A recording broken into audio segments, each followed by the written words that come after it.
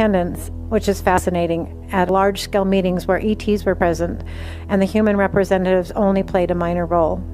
He also has direct knowledge of the role of artificial intelligence and the threat that is posed by ET Trojan horse, artificial intelligence infiltration. All of that and more is going to be covered in this astonishing conversation. Sometimes I think for some of us it's hard to see through the layers, not only the layers of ourselves, and in this case what was done to him, but also the layers of our mass consciousness that keep us looking at the outward frame of a being, where the spirit is where the reality really truly lies. It was my honor, my pleasure, my joy to actually be able to be present with him for this first time. He allowed an audio recording to be made of his memories. I just want to say, as you listen to this, that this is the first time he actually was not blocked from speaking.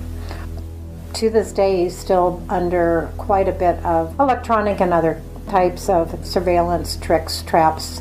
But since this audio, some pretty miraculous things have happened. So let this audio be the strength and the courage we all have to be able to speak our truth and let nothing silence us. So here we start this audio. Thank you all very, very much. One more word here. When I say thank you all very, very much, it's because I know there are others listening to this audio who have had similar experiences. And so it is to you that have had the courage to speak your truth that I say thank you.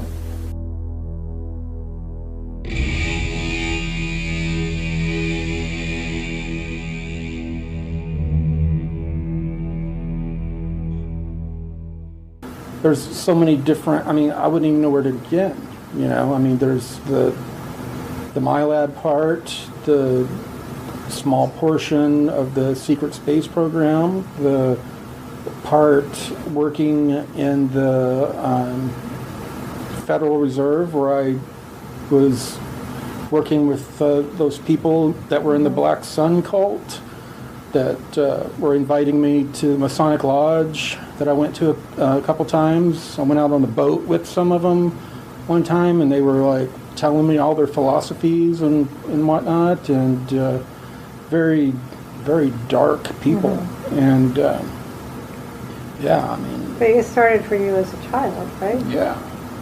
Did you have memories of it during your childhood, or was that pretty much erased? The memories were kind of played with, though, a little bit. Like, when I would have memories of, this will sound kind of ridiculous, of a pirate ship coming to get me. A flying pirate ship. Mm-hmm. Kind of like Peter Pan. Yeah. Yeah. Yeah, kind of like, sounds totally ridiculous. No, well, I get it. See, those are like the memories that I had. Right. So, but that's obviously not what happened, but that's right. Like, I don't know if that's, as a child, how I organized the memory, or if the memory was screened or played with.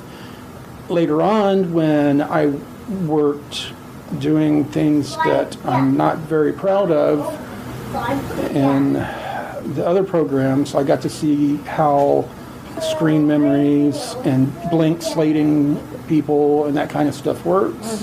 And it was done on me quite a bit. And then you were co-opted into the program through what you actually was done to you, and then because I was labeled an intuitive empath, which back then they didn't have all these different nice esoteric ways of making you be a good remote viewer or bilocator or that kind of thing. They did it through terrorizing you into having an out-of-body experience, kind of like a lot of rape victims and whatnot report during their attack. They report self-separation seeing it as a bystander occurring to them, not actually, that kind of thing. Yes. They have the protection mechanism that Right. you separate from the body. Yeah, they had known about that kind of stuff for many years, and they used terror on certain personality types to cause you to have an out-of-body experience. How do you think you were tapped? I mean, what do you think the process was that got you tapped for that? Because this is something interesting, I think, for a lot of people that... I come from a really big Navy family. I think some of that had something to do with it. I'm not exactly sure. I think my grandfather knew somewhat what was going on. But I think I remember going through a lot of testing.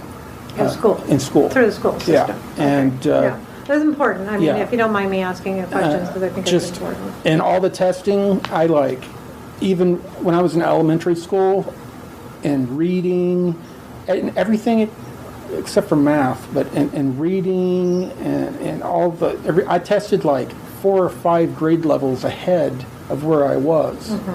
But they always put me in like special ed kind of classes, and then they had kind of like an Explorer program kind of thing, vans that would come and pick us up and take us to other facilities to where we met other kids like us, or they took us out to Carswell Air Force Base. It's closed down now. Right, it's typical of the... It's somewhat closed down. It's still in use.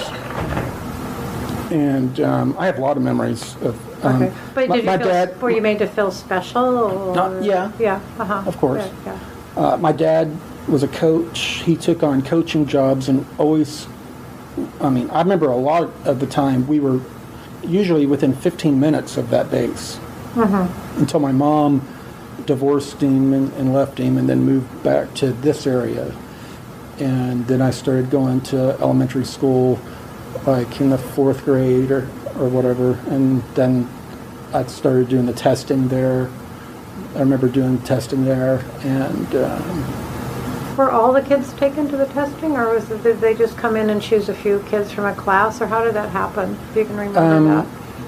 I remember them bringing the tests in to the class, and it was like those bubble tests, Right, and you fill up a little... Yeah, and then multiple choice sort of.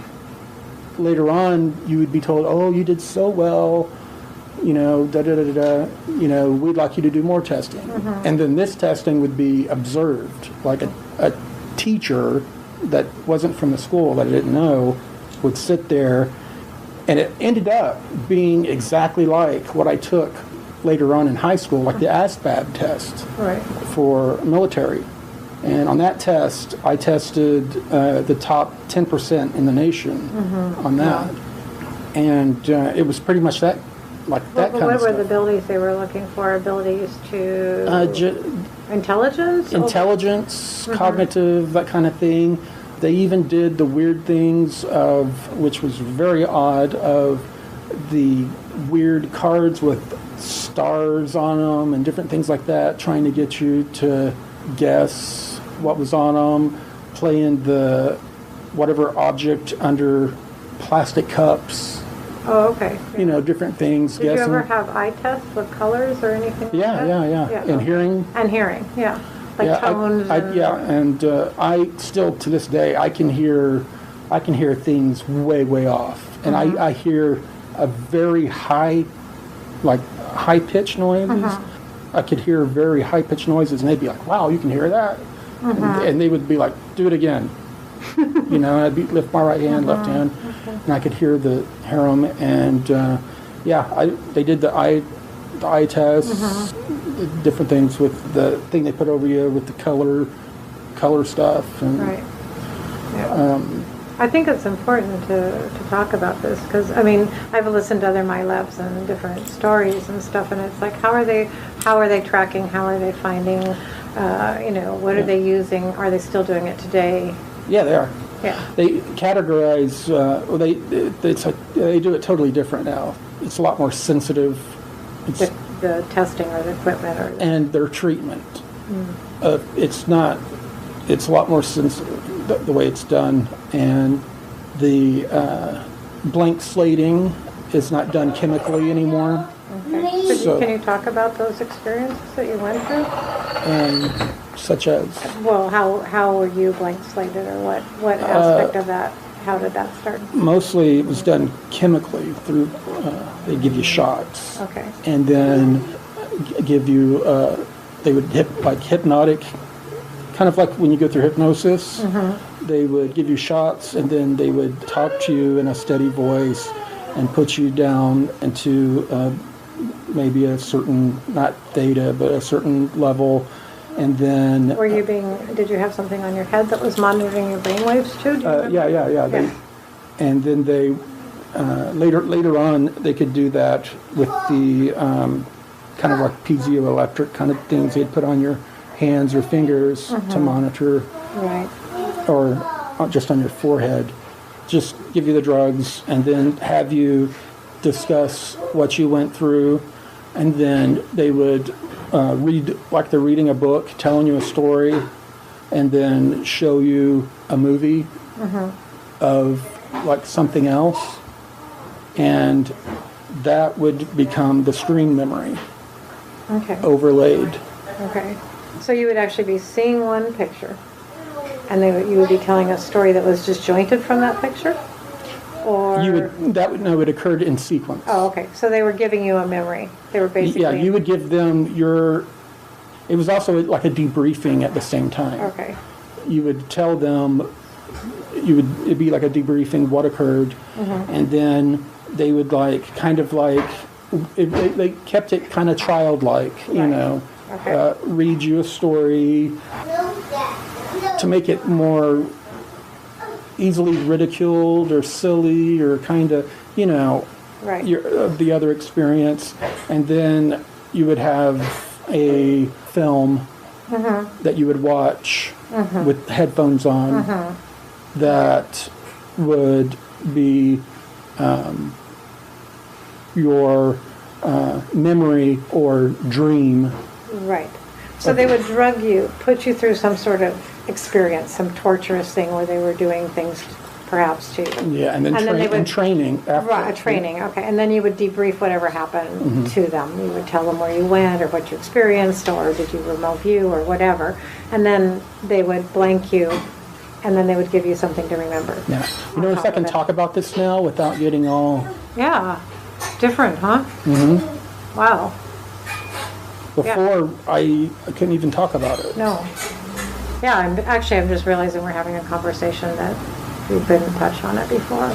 Yeah. But yeah, the reason, I also feel it's very beneficial for anybody who's been through anything like this to just be able to let it out, and you realize that but not everybody has the same experience. No, of course not. Because the major reason for the testing and each individual personality and personality type, and they break everyone down by, within the people that were intuitive empaths, there were also you were broken down into different groups as to abilities and probable abilities and whatnot.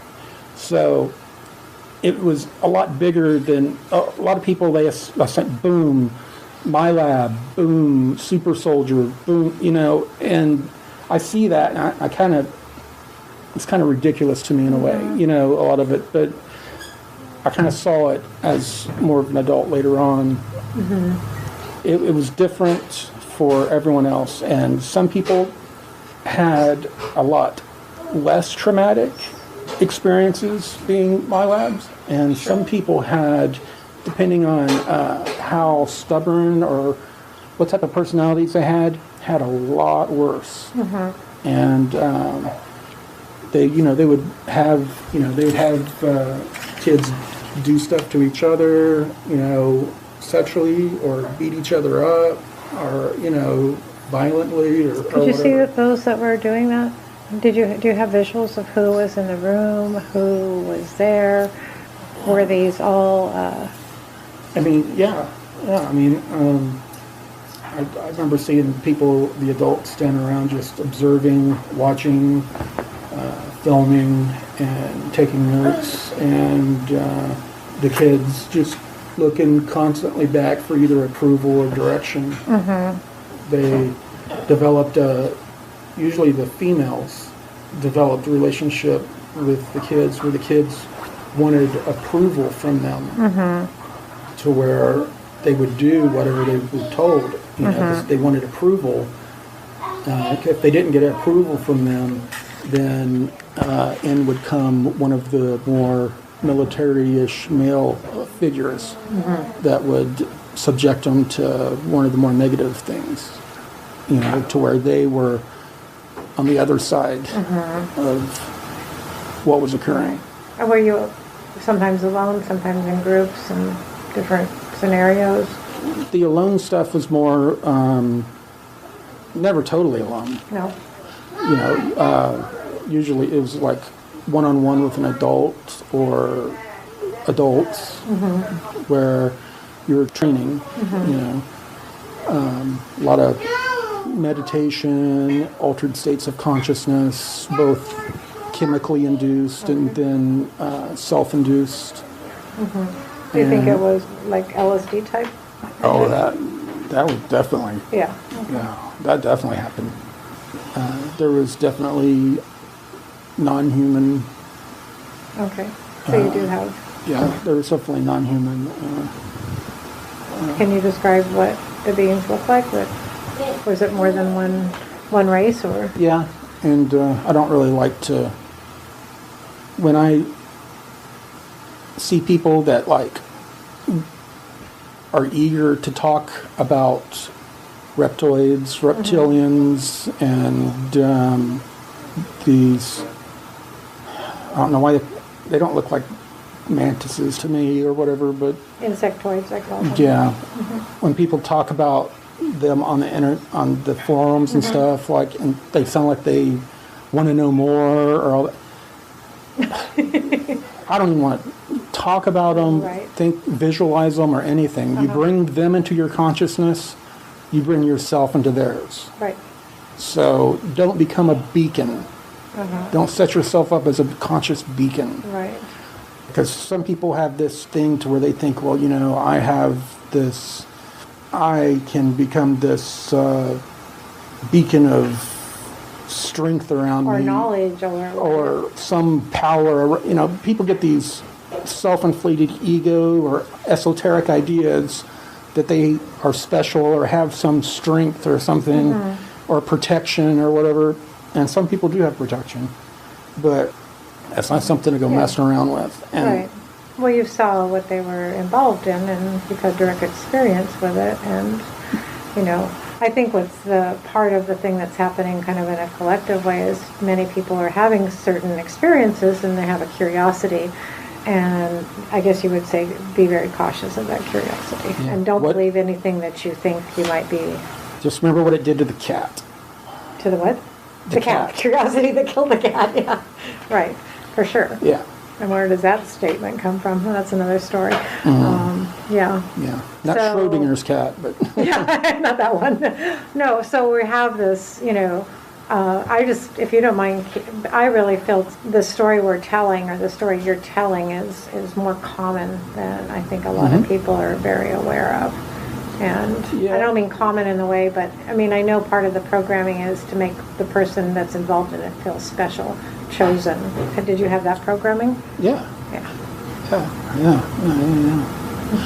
But the vast majority of the people that are involved are just programmed to forget. Right.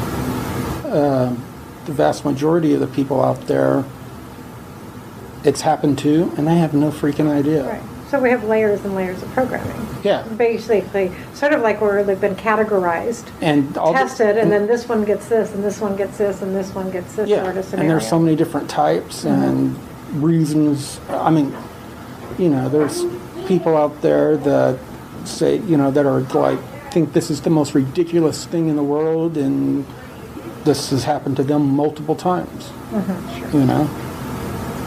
Probably some of the most adamant against it are the ones that are the most exposed to it in a way. And some of them are programmed to be against it. Exactly. Yeah, and they can't really get out of their own program. So what do you, for your own assessment, because this is your own assessment of yourself, as you were going through this as a child, and then you went into teenage, and then you went into the military. Did you go into the military, or were you being trained or tapped for that? No, I was told that I could not go into the military. Told not to, and I didn't remember. And that was by your family? No, No. that was by the program. By the program? Yeah. Oh, okay. And all I ever wanted to do was go into the Navy like the rest of my family. And when I was 16 years old, I had a knee injury, and you see that huge scar, like a patchwork quilt. I know. And the Navy recruiters, because of my testing and all that, they were all over me. And my mom was totally against it. It was very bizarre. She was back in her room crying when the recruiter came to the house. She wouldn't come out. She was crying. Was this already after she'd split up from your father? Yeah. Okay. So my stepdad was Navy. Okay. So I'm just picking up here, just for the record, that your mother was put through a lot of stuff too. Oh, yeah. Yeah. She's heavily, and I feel for her a lot. Yeah, I do too. But, the Navy recruiters were all over it. They were ready to, I was ready, as soon as I graduated, I was going in. That was said and done in my mind. Like officer training, did you That's what I was going, I mean, that's. Academy, Naval Academy type stuff. Was it? I was not in ROTC or anything like that in high school. I was kicked out of 7 junior highs and 2 high schools for fighting and stuff, so. Was that part of your programming too? It was more of just having a shitty life. Okay, right. And a martial arts background to where kids screwed with me, and I didn't have the people skills to talk. Someone would come up and poke me in the chest, and I would just throw them on the floor. Okay. That's all. I didn't know any other way. Anyway, I had a knee issue. I went in, got x-rays, MRI, and went in for routine orthoscopic surgery. How old were you? 16 or 17, Okay. I think I was 17, actually, because it was after I got back from Haiti. They're on a church trip, working witness trip. Okay. That was a crazy thing. I was just going to say, Haiti is... It's right right after their big Civil War thing.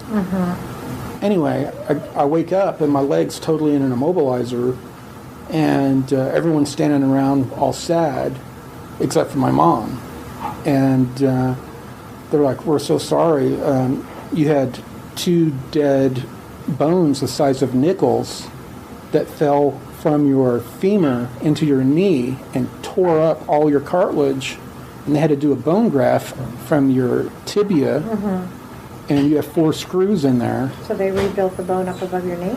Up on top. And they had to take almost basically all the cartilage out. Wow. And they said that the recruiter had been there earlier and all that, and my mom just could not wait to get out of them. And you're not going to be able to go into the Navy, I'm sorry. And I was just like, and after that, I didn't know what I was going to do with my life. Right. But it was, part of the thing was I was not supposed to go into the military anyway. Right. Because part of some of the stuff they do, you go off and you do for a while, and then there is age regression done, and then you're brought back to present time. They can manipulate all that, and they don't want you going into the military and having full recall and all that. Right. And were you trained early on as a remote viewer? Oh, yeah. You were given from the very beginning? Oh, yeah. I think, so were you given targets even as a child? Or?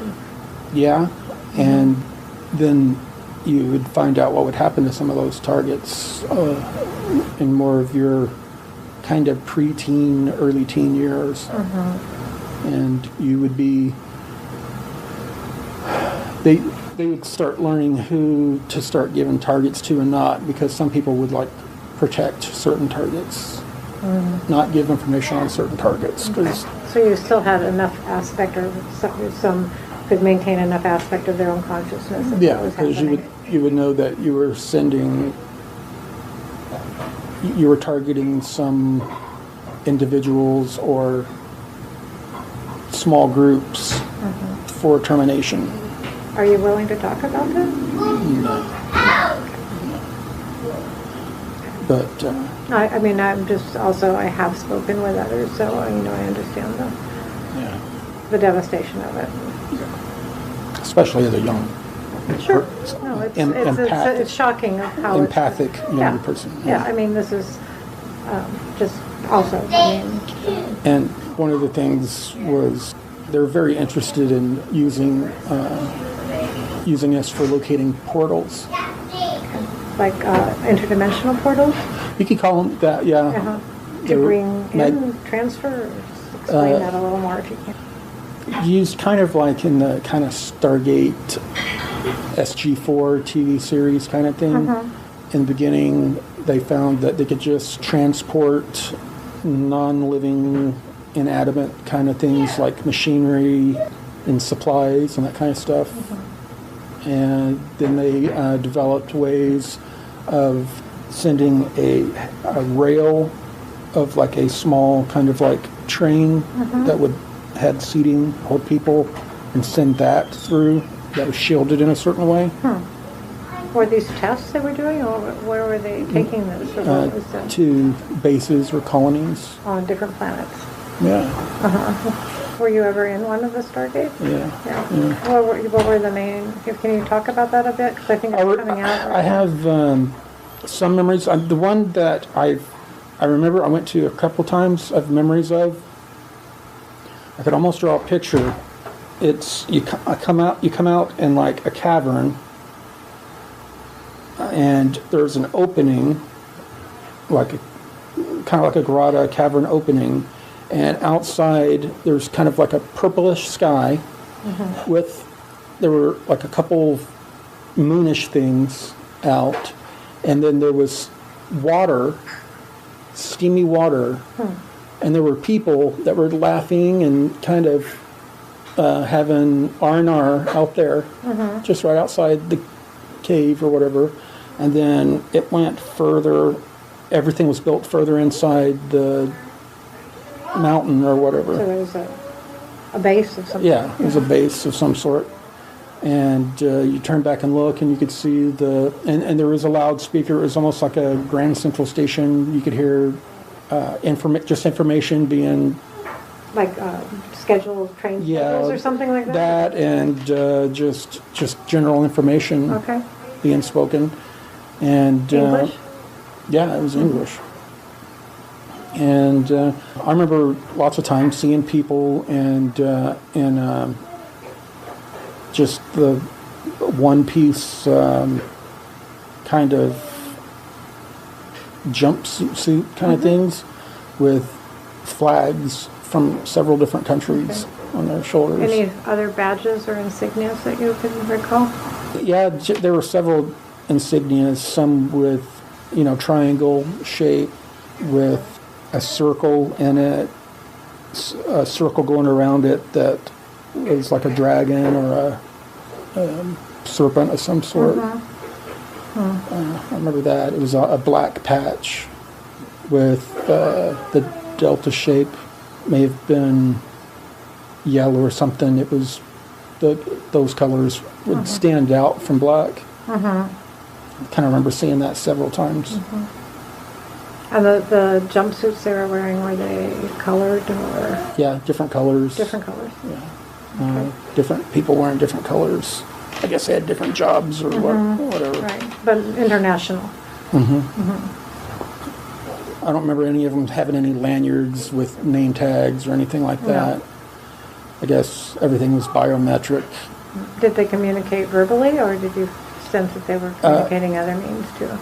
No, they were walking around talking to each other. I think they had to have a sense of community or a sense of social, so morale doesn't break down or whatnot. Right. But I don't know where this was. I was just going to ask you that if you knew. I have no idea. But I remember going there, coming out of that a couple times. to that same place? Yeah, because I remember coming out a couple times, looking out, and different times seeing different groups of people out by that little water area. I mean, there was steam coming out. It was like... Were you there in the physical, or were you just remote viewing it? Did you actually... No, I was physically there. You were physically there. Yeah. Right, so you were aware of your body and you could interact with everybody. Yeah. Yeah. And so, just to go back, because I'm trying to... So these portals, these stargates that they started opening up, so they were actually transferring information, materials... People. And how long do you feel like this has been going on? Since at least the 50s. Okay. All right. Yeah. Wow. All right. And I know that something happened to where a lot of them stopped working because they started retapping a lot of us that had experience in locating them. A lot of them, they were trying to, I guess, something happened where a lot of some of these, I guess people, you call them cabal or whatever, some of these people were like trying to like get out, leave. Right. I guess they didn't have anywhere here that they felt safe to hide out. And they were asking, there were like groups of us that were like pulled onto that craft, that were asked to, like 3 or 4 of us at a time, that were asked to locate portals. Okay. They had problems that portals, that the endpoints used to be at a certain address or code, were now just flailing out in open space now. Okay. So they had a physical geolocality on the planet. Were they physically on the planet, or were they in the atmosphere of the planet, or both? Both. Okay, so you would find a geophysical location, and it would have a portal that would open up to some other. Yeah, and some of them were like, kind of like the Aurora Borealis. It was where magnetically the sun interacted with the atmosphere, and it was over certain magnetic anomalies in the Earth. Right. Okay. And it had to do with the sun's behavior at the time and the position of the Earth. Things had to be just right for certain portals to be operative. And something was going on to where they were not operative on schedule, and or the other side was not opening up where it was supposed to. Okay. Did you know of any cases where people went into a portal and were lost? Oh, in the beginning, yeah. Okay. Yeah, people were on the other side were quite a mess. Right. Like sent someplace, yeah. So trying to get the picture on the whole thing. Were there portals that were always open? Or it was all tied into something? Not unless it was artificially kept open. Okay, right. So there were, but I know there were attempts made, and there are, according to a lot of the testimony, that there are some portals that have been kept open. Did you ever have... That would be, from what I remember, that would be a very bad thing. Yeah. It would destabilize the other portals, and something to do with the Earth's magnetic field and other... Right. It'd have a cascading effect. Right. So this is why we've had things coming and going on the planet forever, I'm sure.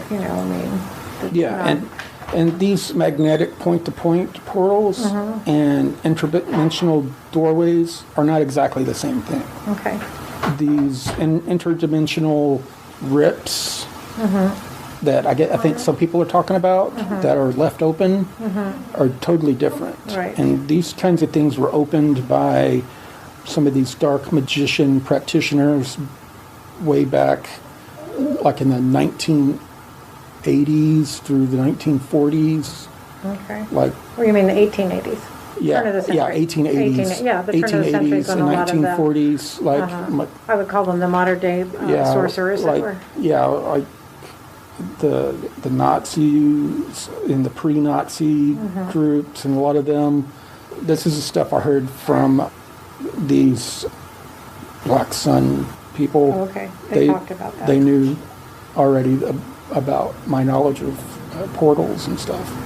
And they were talking to me about what I knew about the dimensional rifts and passageways. And I told them not that much. I said, I mean, I knew I knew what they were, they existed, and that some of the reptilian beings or whatever traveled that way. But if there's some of them that are stuck open or whatever, that's not a good thing. Right. Yeah. So in the aspect of your further, just getting back to your life timeline here. So you didn't get to the military. You had the knee operation. Didn't know what to do. Yeah, it was much later that I got into the Texas State Guard. Okay. Yeah, they accepted me.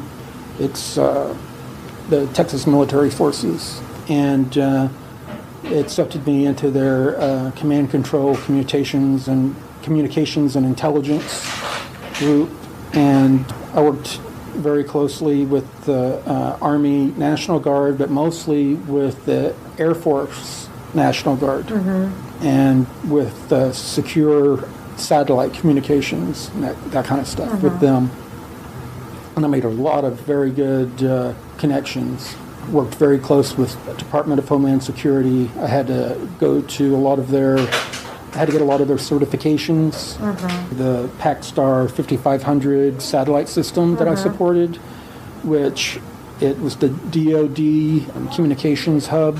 It basically connected the Department of Homeland Security, all of the Department of Homeland Security entities, all of the local police, first responders, and military together through one communication hub, through whatever they were using, whether it be just a CB radio, telephone, satellite phone, ham radio, whatever. I would be able to patch them all together to where they could all speak to each other. Right. And also pull down the secure DoD internet that they had, to where the Air Force and Army National Guard could come in and plug their encrypted laptops into the DoD infrastructure and communicate. And during the time you were doing that, were you aware of the nature of this? I mean, because it sounds like, well, we need communication between all these. I found out. I sat there. I mean, I was sitting there working the thing. I found out all kinds of stuff. What were you didn't write software, but you were doing the hardware? I mean, I worked. It was basically just a whole bunch of hardware talking to each other through switches, and there was some software involved, network connectivity, and keeping the satellite uplink connected. And then I helped the people with their encrypted laptops get connectivity to the network that we had, the little hub we had that was connected to the DoD satellite. And I supported them. Department of Defense. DoD, right? Yeah, and DHS. Yeah, and Department of Homeland Security. Yeah, whoever happened to need to come into the tent, they had the clearance that needed to have the information or have was it a secure network that? Yeah. It was the DoD. Right, so it was only. A closed network, and you were part of putting that all together to keep all of these different government agencies. Right, and there was also people sitting around, using phones. We had voice over IP phones that we had plugged in, IP phones that hooked into the DoD. Did you have a special clearance? I did, but I had a DoD card that I never kept it with me. I never knew what my clearance was or anything. Oh, no? Okay. No. So, but you had access to a lot of people. Yeah, I had a lot of data. Special access program. Okay, right. So during that stay there, how long were you working there? I was in the Guard from 2007 to 2012. Okay. But was that when you're in the Guard? Is that part time or? Yeah, it's Yeah, part-time, Yeah. just like whenever an emergency happens or during Okay. training. So I guess I would say that was part of your education or eye-opening experiences. Did you start to become aware of things there that you hadn't been previously aware of? I was already aware. I just started getting a lot of information Okay, and made a lot of connections. right.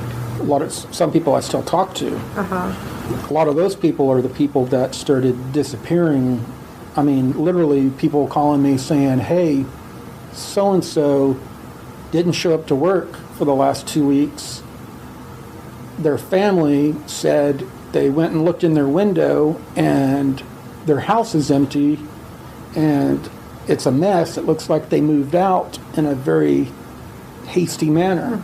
And neighbors said that they saw moving trucks moving them out fast as hell, and then whoosh, took off. Moved them out in less than 2 hours and moved them out. No explanation, nothing. Right. So the sensitivity of being in that particular arena and the information that was coming in, did you start to make conclusions about? Yeah, I've made several conclusions, and then they've been wrong. Oh, okay. And the people that you worked with, the general ethical, moral compass that they carry, are there a lot of are there people that are working in this that have a lot of information right now that? Oh, yeah. And are they under threat to not talk? Or? Oh, yeah. Yeah. I got approached by some guys that told me I shouldn't be speaking so freely. Not too long ago while I was living with my mom. And they came to your house, they called, No, they take you out? when I was getting away from them, my situation there, I went to this shuck and jive place I go to every once in a while, and this guy sat down next to me, and he had Arabic written on one arm. He had a short sleeve shirt on, and another guy sat on the other side of me, and I looked at the guy's arm and I said, "Was that Arabic?" And he said, "Nope." And he pulled his sleeve down, and I said, I said, "You wouldn't happen to have anything written on the other arm, would you?" Because I'd met a guy who had Arabic on one arm and Sanskrit on the other. And he said, "Yeah." And he just lifted his shirt up real quick like that and put it down like that. And I said, "That's Sanskrit." He said, "How'd you know that?" I said, I knew a guy in the Guard that had pretty much those same tattoos. And that opened it up. And the guy to the left said, "Oh, really?" He said, "You should probably be a little less open on the internet." Just like that. Just like that. And they didn't order anything to drink or anything. They got up and they left. So this is sort of a way of communication, right? Yeah. Symbols and signs and tattoos. Very direct, and, yeah. Yeah, right. Letting you know who they are and Yeah. delivering the message. And Yeah. Did you feel threatened? Put it this way, when I left, I took my pistol out of its sheath and put it under my leg and paid very close attention to other traffic and everything on the way home. Okay. I would say that was an affirmative. Right. So, yeah, I was, it got my attention. Yeah. Have you had more of the same or? Nope. No. All right. Yeah. Nothing else. And this is just an offhand question, but people without mentioning anybody, but are there people out there right now that wish they could come forward and speak more clearly?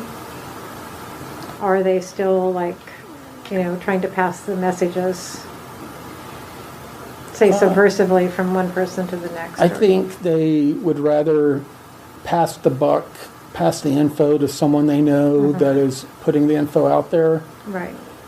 But at the same time, their information is only as good as the person that they're getting it from. Right. So they're compartmentalized still. yeah. So I have friends in several different groups, and I get the information, and I kind of compare it. And if I have points that match, I consider the information somewhat vetted. Then I'll find a news story out there that has some of the information in it, and then I'll post it. Right. And that's my way of putting the information out there indirectly. Right. I'm not going to just come out and say da-da-da-da-da-da-da, because then whoever powers that be are going to be able to look and deduce exactly where I got the information from. Right. And put your source at risk also. Yeah. Right.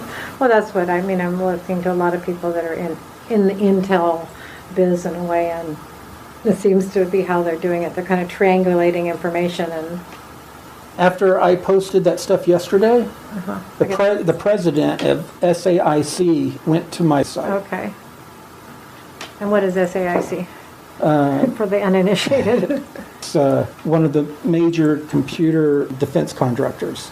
President at Defense Contractor. Okay. Frank O'Donnell. President at Defense Contractor. Okay, we go there. National Security Executive Management. SAI Science Applications International Corporation, SAIC. They have been pursuing me like crazy to come and work on Navy contracts, which I've said no to. And, it shows here that he viewed my profile 2 days ago. Right. After I posted some information on the portals and torsion field stuff. Yeah. So this is all very fascinating to me, as you well know. Coming from myself point of view of not having any training or apparently, I have no recall of military background. And yet, it seems to me, and I know you have this broader, bigger picture too, where we're looking at a much, much, much bigger picture. It gets bigger all the time. And so, we're looking at the origins of the human race. We're looking at other races from other distant planets or galaxies we don't even know where they're. We're looking at interdimensional beings. We're looking at portals through time and space, artificial and natural ones. And all of these things, and not to mention all the breakaway societies that hung around from all the civilizations that have come and gone here on Earth. Right. Plus AI technologies, ancient technologies. The AI is something that those in the space program and intelligence are very concerned about. Okay. They're concerned in what way? I mean, they're concerned of other AI presences? Is that they're not, the ones they're not writing, the codes they're not writing? Right. Right. So how is that being perceived right now? As a very extreme and present danger, major threat. A lot of the current technologies have a mental component to interface. The air spacecraft or whatever, there's not a stick, or, things do not respond that quickly. Right. So it responds directly to the person's nervous system. Well, AIs, through computer usage, all kinds of different ways, can have similar to entity attachments, kind of like a virus. Sure. In the AI, you've got this AI, and there's something else consciously like a program, running it, right? Yeah, or like a program that gets into a human being, right? That lives in your electrical nervous system, and after Stargate travel, after portal travel, before using or operating certain machinery, in the early days they would use EEGs and other things to test to make sure that your baseline EEG and other readings didn't have another reading over it. Oh, really? Yeah. And I don't know what they have now, but the last thing they had when I went in was a thing that went over your forehead like that. And they went over your forehead, they put it there until it beeped, and then they took it away. And there was a cool little screen on it and everything that showed the waves on a grid and all that, and they could tell if you had any AI infections or whatever And if you had, there's no way in hell you're getting anywhere near any of their tech. Oh, you're tying some dots together for me right now, but go ahead. Because we'll talk about it, yeah. You had those, i.e. parasites or whatever. Codes. Whatever, program. Codes in you, and you interface with the tech, then it gets into the device you're operating and can get into the network, which has a biological and electrical. It's like a biological. I've seen them replace them. They're kind of like almost like things you would put in the freezer to get frozen and use like an ice pack. They're kind of like silicone. Gel packs. Silicone. Yeah. Could be silicone. Yeah, but they're biological. Right. Like like a just so you know, we ran into some things similar to that lately. But it's kind of like, it's biological and like kind of like a brain or nervous system or whatever that they slide in and slide out and replace. They can actually put them into the hardware. Yeah. So if you as a person, as a biological being, as a person, has any of these AI implanted, I would just call them codes for lack of a better word, they won't let you near anything because you are going to contaminate what they're trying to control. You can bring down their defense grid systems and all that, and it's happened. Right. Yeah. And these, some of this biological, electrical components that they have in these spacecraft that we see flying around that we think are alien, that are not, or whatever, are what allow us to have the neurobiological tie-in to the technology to be able to do the things. Okay, so let's just Humans. say government, human agencies, right, that are at the upper echelon of knowledge, let's call it that way. They actually have craft that are allowing certain human beings access or interface with different... Yeah, they completely interface. They're, I wouldn't say alive, but they're biological, they're somewhat alive. So they're conscious in some level. They're conscious of what's happening around them. It's beyond the computer. Yes, it's way beyond that. Okay, so they're AI, semi-biological beings. We could actually call them entities of a sort and say, are they independent? Are they controlled? Do they have any autonomy? I wouldn't say they're like the HAL 3000 or whatever, anything like that, but they self-monitor, they interface with the human, they monitor the human's health, they interface with the human so much, they like become one. Okay. And as a person, just almost before a person is thinking what they want to do, what weapon system they want to engage, what maneuver they want to do, or whatever, the craft is already making the needed adjustments it's like and an preparations. Extension of your body. Yes. Right. So the craft becomes your body extension. Basically. Yeah. Right. So you're managing it on that. Yeah, it's almost like a prosthetic. Right. So are they using this only for military, or is this being used in other ways? I don't know. It has all kinds of applications that would help humanity. Sure, of course. One immediately goes there, but it seems the predominant control mechanism of this right now is... Yeah. Anyone that's in a wheelchair that has spinal damage, there's no reason for that. Right. Right. I mean, with what they have. Right. People are suffering needlessly. You, the person, the conscious human being, has now been molded with this craft. Melded is the right word. Yeah. can you, at that moment, you yourself override the input from this?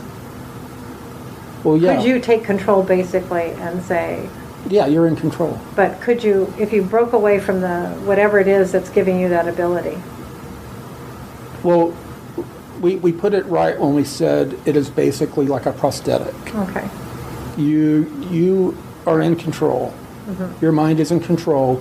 It's just like having a prosthetic arm. Right. But it's sort of like... And it's plugged into your electrical system, right. And your mind is telling it to do this, right. this. But if you, let's say, became rogue, you went rogue to the system and you decided, I'm going to do something totally different, because it's somewhere there's other precautions for that. I would say that there must be something that they can kind of unplug you there. That's what I'm asking. Yeah. There's... What it is you are in this little thing that kind of plugs into the wider craft, like the fuselage. Okay. Then that plugs into the craft. You can be ejected from that at any point. And right. So there's something else monitoring you. Yeah, and then that craft, then the larger craft has a return to home feature, and then that fuselage thing has a beacon and a short range travel. Have you been told about this? Have you seen it? I've seen it. You've argued it?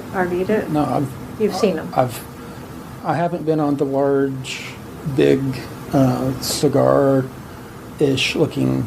The ones that are on the forum also, right? No, I've seen them. Okay. I've been on the smaller ones that are kind of squished down and have look like.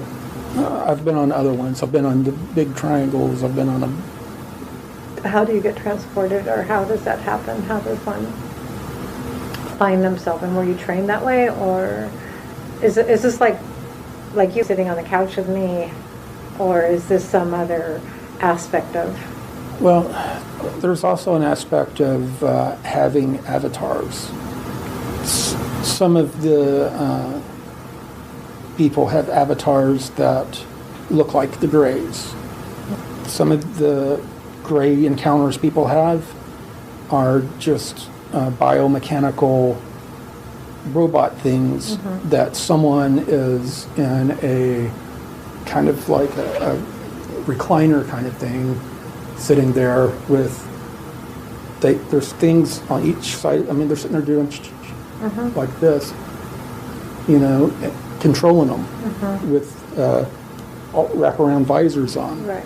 And I mean, people say they don't get in. It feels like there's no feeling or soul to these things. They're not. They're machines. And some of these, I mean, there's so many of these different beings out there that people confuse with, or what call Greys or whatever, right. But those ones that are all smooth and look a certain way are military built biopods. Yeah, kind of like that movie Avatar. Right. Yeah. And they're controlled by people, nowhere near. Right. And the craft they're on is basically a drone, and avatars or drones. I mean, it's all drone. And do you have an opinion on when, and because you said your own feelings about this military abduction and all that stuff started happening in the 50s, and most people now are very aware of Roswell and the first supposed crash and all of that. And as a program, who's running it? Who's at the top of the? Oh, jeez. And we can stop anytime you want to. No, I mean that question. That's.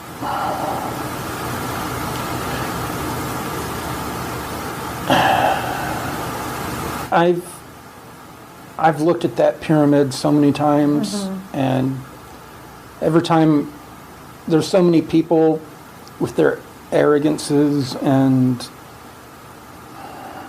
that think they're at the top of the pyramid, and I find out that they're like nowhere near, like these Black Sun cult people, just because basically they run the Fed, they run the Babylonian money magic system. They do. Yeah. It's the Black Sun cult. Yeah. They run it. They think Through that, black magic. yeah, Yeah. Money is black magic. it is. Yeah. I agree. They went into detail talking about that. Yeah. We could maybe hold that one on the side. I know, like I said, I don't know where to start. I know. So, but I'm seeing that, we'll continue But, through this part of yeah, it, but. who's controlling all this? Hell if I know. Ultimately, it's off-world. But when you talk about people, there's definitely some bloodline. There's a bloodline thing going on. No, that becomes a whole other interesting to delve into bloodlines and to try to understand what is a bloodline and what does that mean and why do we have so much attention on it. I mean, I think we're looking through multiple scenarios right now, and somehow they all feed back to each other. And the bloodline all feeds up to off-world. Right. And they're basically some sort of mixture. Right. We're all mixtures. We're all mixtures. Yeah. That's something I just, And there's been, I was debriefed and told about meetings that we had with all these other groups that had come in, and just about every group that came in claimed that they had a hand in our creation. Right. So at the beginning, the American military was extremely indignant and pissed off because they were a lot of them were still very Judeo-Christian kind of people, and Right. these aliens were coming in saying they created us, But, there were dozens of races supposedly that were coming in, different races. How were you debriefed? Were you in meetings? Yeah. I mean, there were I've been in a bunch of different situations to where it was big meetings, almost like a miniature kind of UN kind of thing with people sitting around talking about stuff. Conference sort of setting, and With me sitting, looking and reading off of kind of like a tablet kind of thing, reading what they were talking about because I didn't understand. They weren't speaking English, And there's always someone sitting there doing a sign language that wasn't regular sign language. It was a sign language that looked more Native American to me. So, and in these meeting spaces, there were military, U.S., other country military too? Yeah, I didn't see a whole lot of military. It looked more like a lot of civilian-looking people. Statesman type, or? Yeah, and some mainly humans, but strange-looking humans. Okay. Strange-looking humans.